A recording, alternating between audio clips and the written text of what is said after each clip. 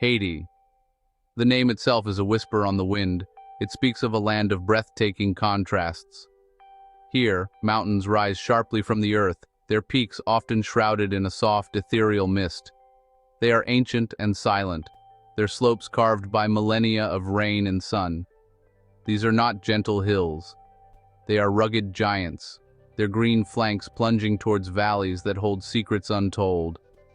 The air at these heights is thin and pure. It carries the scent of damp earth and wild blossoms, a perfume known only to the birds that soar on the thermal currents above. One can stand here for hours, watching the clouds drift by, feeling the immense scale of this island nation. The mountains eventually give way to the sea. The Caribbean laps at Haiti's shores with a gentle, rhythmic pulse.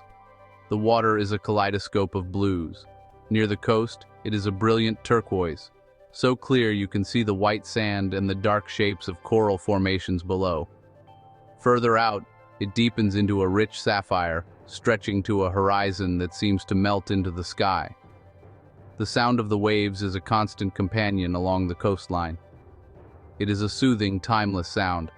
It tells a story of storms and calm, of sailors and fishermen, of a connection to the wider world that has shaped this land in countless ways.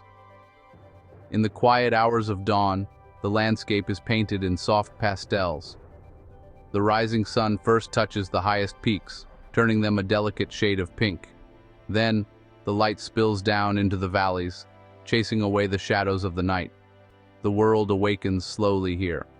The first sounds are the calls of birds, a chorus that swells as the day grows brighter. The air is cool and fresh. A gentle breeze rustles the leaves of the towering palm trees that line the beaches. This is a land that invites you to slow down, to listen, to simply be present in the moment and observe its subtle, unfolding beauty. As the sun climbs higher, the colors of Haiti become more vibrant. The green of the forest deepens, the blue of the sea intensifies. The brilliant reds and yellows of tropical flowers seem to leap out from the landscape. It is a world saturated with life and energy. Even in its stillness, there is a sense of immense power, a feeling that this land has witnessed great joy and profound sorrow.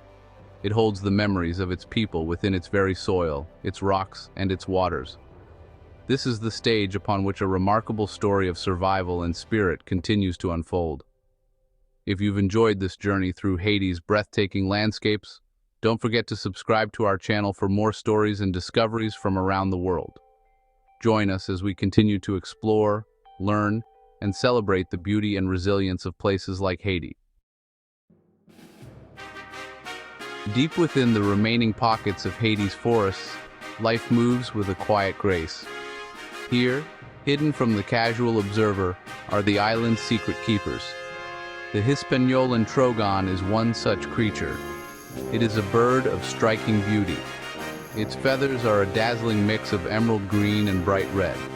It sits very still on a branch, almost as if it is part of the foliage itself. Then, with a flicker of movement, it is gone, a flash of color disappearing into the dense canopy. Its call is a soft, mournful coo. It echoes through the trees, a lonely sound in the vast green silence of the forest. Below, on the forest floor, other, smaller lives play out their dramas. A tiny eleutherodactylus frog, no bigger than a thumbnail, hides beneath a damp leaf. Its skin is a perfect camouflage, mimicking the mottled brown of the decaying vegetation around it. These frogs are unique. They do not have a tadpole stage. Instead, they hatch as fully formed miniatures of their parents. They are a testament to nature's ingenuity and its ability to adapt. To find one, you must move slowly. You must look closely. You must become part of the forest's quiet rhythm, listening for the faintest rustle in the undergrowth. High above, something else is stirring. The Hispaniolan solenodon, a strange and ancient mammal, emerges as dusk begins to fall. It looks like a large shrew, with a long, flexible snout that it uses to probe the soil for insects and worms. This creature is a living fossil. It has changed very little in millions of years. It moves with a clumsy, waddling gait, a relic from another time. Its presence here is a fragile miracle. It is a reminder of the unique biodiversity that this island holds, a treasure that is vulnerable and in need of protection. As night blankets the forest, the air comes alive with a new set of sounds. The chirping of crickets creates a steady, hypnotic beat. The soft hoot of an owl drifts down from a high perch. This is a world governed by ancient cycles of light and dark, of predator and prey. Every creature, from the smallest insect to the largest bird, plays a part in this intricate web of life. They are the quiet inhabitants of Haiti's wild heart, the guardians of its natural heritage. Their survival is linked to the survival of the land itself. Life in a Haitian village moves to a different beat. The day begins before the sun crests the mountains. The sound of roosters crowing is the first alarm clock. Soon, the air fills with the gentle murmur of voices and the rhythmic scrape of brooms on packed earth. Women emerge from their simple homes, balancing buckets on their heads with an effortless grace. They walk together towards the river or the village well. This daily journey is more than a chore. It is a social ritual. It is a time for sharing news, for laughter, and for offering support to one another. The walk is long, the work is hard, but it is done with a quiet determination. As the morning unfolds, the village becomes a hive of activity. Children in neat, colorful uniforms make their way to the small schoolhouse, their chatter and laughter filling the air. Men head out to the fields, their tools resting on their shoulders. They will spend the day tending to their crops of corn, beans, or plantains under the hot Caribbean sun. The work is physically demanding. It is reliant on the whims of the weather.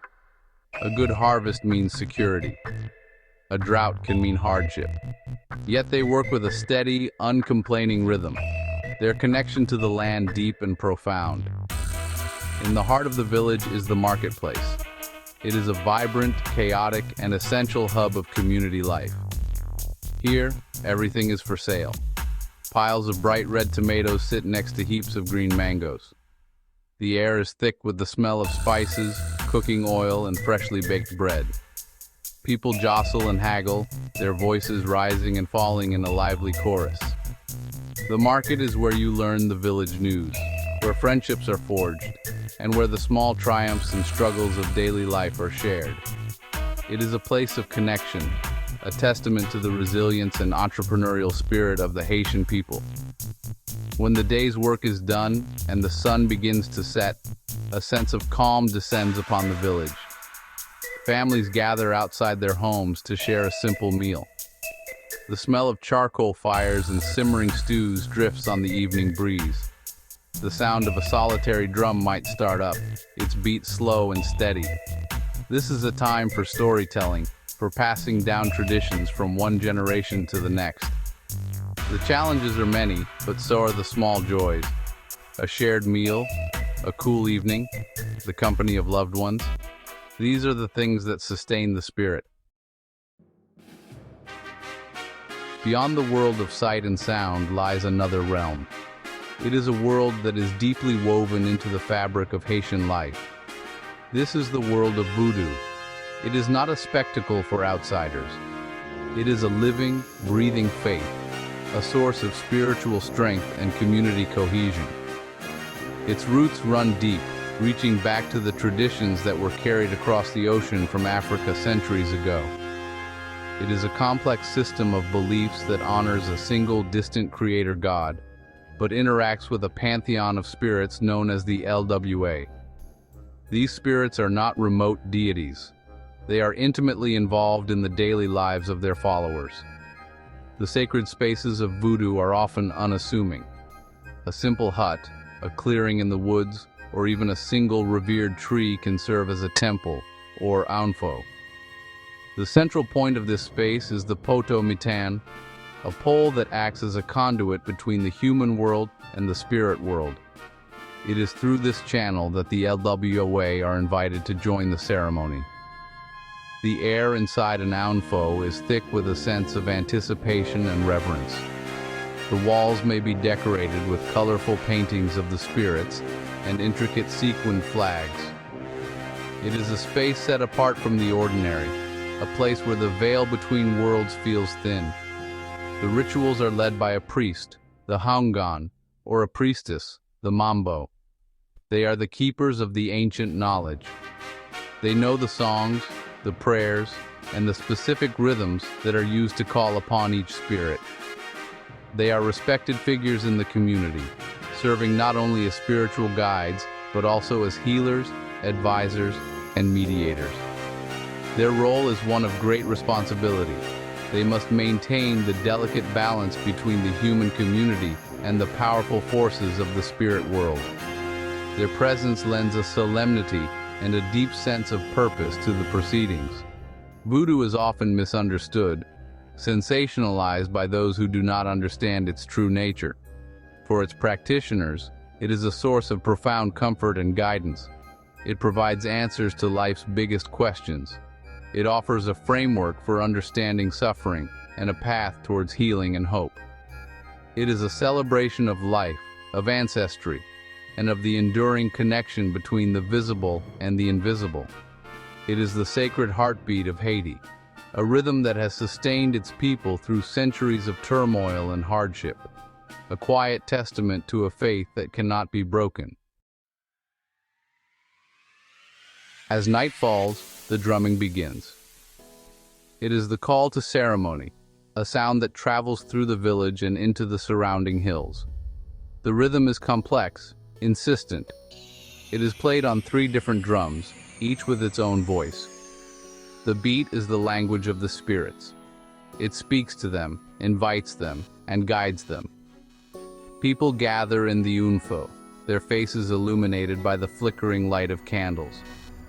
They are dressed in white, a symbol of purity and respect. The air is charged with a palpable energy, a mix of reverence, excitement, and a deep collective yearning. The ceremony unfolds slowly, deliberately. The Mambo leads the congregation in song. The melodies are ancient, their words a mixture of Haitian Creole and forgotten African languages. They sing of the LWA, praising their strengths and asking for their blessings. They trace intricate patterns, known as veve, on the ground with cornmeal. Each veve is a unique symbol, a sacred signature that corresponds to a specific spirit. It is an invitation, a welcome mat laid out for the unseen guests. There is no rush. Time seems to stretch and bend, governed only by the rhythm of the drums and the rising voices. Then, the moment arrives. The drumming intensifies. The singing grows louder.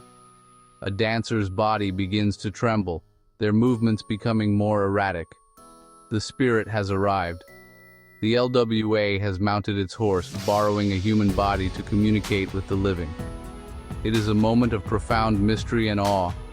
The possessed individual may speak in a different voice, display uncharacteristic strength, or offer cryptic advice to those gathered. They might be seeking a partner, praying for a child, or hoping for a good harvest. The LWA offers guidance, reassurance, and sometimes a direct path to their desires. These ceremonies are not born of desperation alone. They are also expressions of profound hope and a search for connection.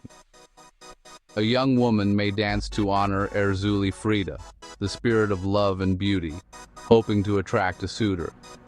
A farmer may make an offering to Zaka, the spirit of agriculture, praying for rain and a bountiful crop. It is a deeply personal and communal act of faith. It is a way of navigating the uncertainties of life, of finding meaning in hardship, and of reaffirming the bonds that hold the community together. In the dance of the spirits, Haitians find not an escape, but a way to engage more deeply with the forces that shape their world. To truly know Haiti is to look beyond the headlines of poverty and struggle.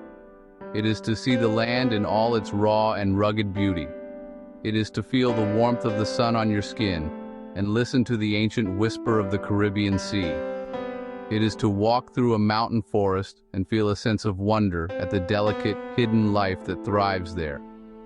This is a land that has endured so much, yet its natural splendor remains, a powerful testament to its resilience.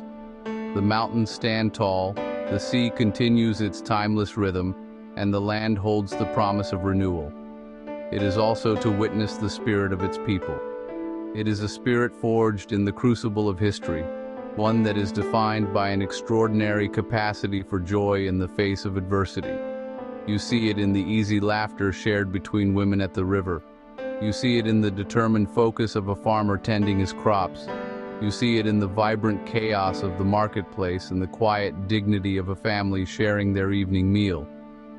There is a strength here that is not brittle, but flexible. It is a strength that bends but does not break, a quiet power that is passed down through generations. This enduring spirit is nourished by a deep well of faith, whether expressed through the formal rites of a church or the mystical ceremonies of Voodoo. It is a belief in something larger than oneself. It is a conviction that even in the darkest of times, there is a source of hope and a reason to persevere. It is a connection to ancestors, to community, and to the invisible world that provides comfort and guidance. This spiritual life is not separate from daily existence. It is woven into its very fabric, giving meaning and purpose to both the struggles and the triumphs. Haiti is a land of profound complexity. It is a place of heartbreaking hardship and breathtaking beauty, of deep sorrow and unyielding hope. It defies easy explanation. To understand it, one must be willing to sit in the quiet moments, to listen more than to speak, and to see with the heart as well as the eyes. The soul of this nation is not found in its statistics, but in the gentle light of dawn on a misty peak, in the rhythm of a distant drum, and in the unwavering gaze of its people. It is an unbroken soul, beautiful and resilient.